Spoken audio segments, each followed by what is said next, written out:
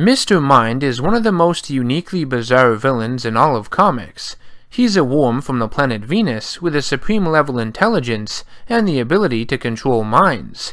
He debuted for Fawcett Comics in August of 1943, among the pages of Captain Marvel Adventures number 26. Shazam would fly to an unknown planet near the moon to confront this being, claiming to be the cleverest in all the universe. He defeats all Mr. Mind's minions and transforms back into Billy Batson to lure the villain out. A strange worm drops on him, but he flicks it off, thinking nothing of it, and then he is attacked by a larger man before transforming back into Shazam, believing him to be the secret villain all along, but in reality, it's just a clever red herring. After defeating the strong man, the true Mr. Mind escapes and intends to build another laboratory on Earth.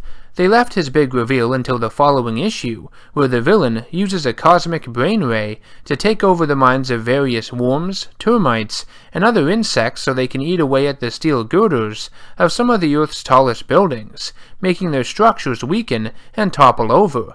After all this insanity, Shazam finally reaches the one called Mr. Mind, a small and seemingly insignificant, nearsighted green worm. Over his next several appearances, Mr. Mind plotted some of the dastardliest schemes I have ever seen in the medium. Many took influence from real-world events at the time, such as aiding the Axis powers during World War II, in a multitude of ways, like trying to attack Pearl Harbor again, for example. He teamed with Adolf Hitler in an attempt to stop the Earth's rotation, planned on invading Europe by way of an artificial ice island he created, and then caused a volcanic eruption, tried to destroy the United Nations to eliminate all traces of democracy, and even wrote a book on evil to convince the human race that he should be their leader, named Mein Kampf, obviously a parody of Mein Kampf, Hitler's book. Even Mr. Mind's death in the golden age of comics was pretty damn dark, I have to say. He is found guilty of his crimes, murdering close to 200,000 people and being sentenced to death via the electric chair.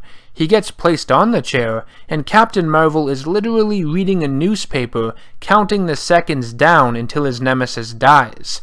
The lights then surge, and Jesus Christ, he's stuffed and placed in a museum. God, why is this so funny? It's fucked up.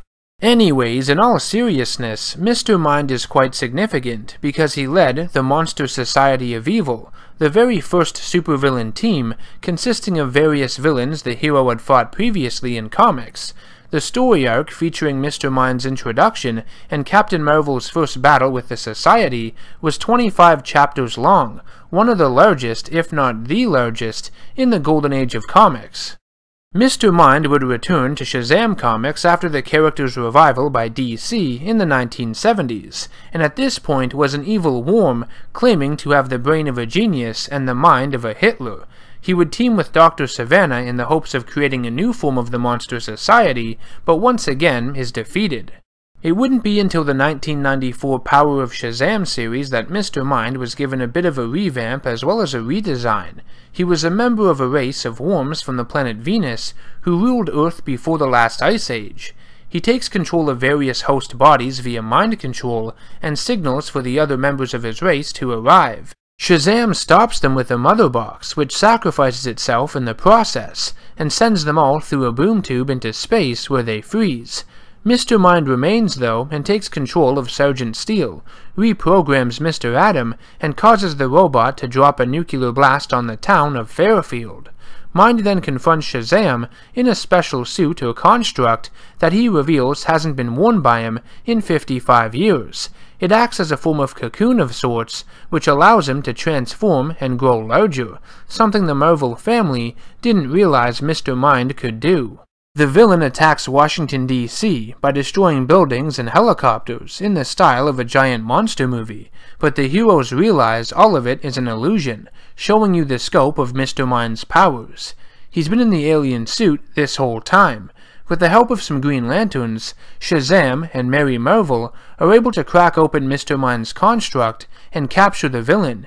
He is defeated, but is shot at by a molecular scrambler and killed by Sergeant Steel.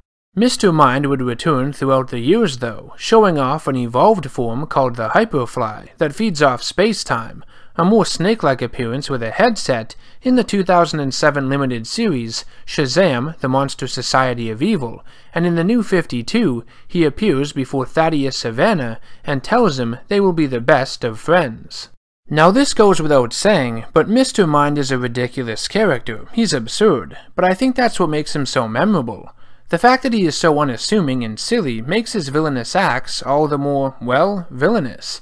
His hatred for Captain Marvel seems to know no boundaries as well, surpassing his small stature. How can something so tiny be filled with so much hate? The topics discussed during his early years are honestly astounding because for a character seemingly goofy and kid-friendly with that humorous smile, he went in a lot of dark directions, which is surprising. Much like Dr. Savannah, I feel this character has so much potential, because though he is ludicrous on the surface, he can be extremely evil. His characterization makes up for his appearance in every way. He might even be one of DC's most underrated villains. Let me know what you think in the comment section below. This has been NerdGasm. If you enjoyed the video, be sure to hit that subscribe button to be notified of future content, and feel free to share it to anyone you know who loves comics to help me out.